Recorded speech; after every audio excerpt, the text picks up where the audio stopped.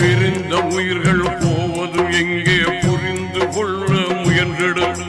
மரித்த மனிதர்கள் மண்ணின் உள்ளே மறைந்து போனதை கண்டிடு. பிரிந்த உயிர்கள் போவதும் எங்கே புரிந்து கொள்ள முயன்றிடு. மரித்த மனிதர்கள் மண்ணின் உள்ளே மறைந்து போனதை கண்டிடு. கறந்த பாலும் சுரந்த மடிக்குள் மீண்டும் புகுமோ உணர்ந்திடு. பிறப்பவர் இறப்பதும் புதியவர் பிறப்பதும் நாளும் நடக்கும் புரிந்திடு. நாளும் நடக்கும் புரிந்திடு.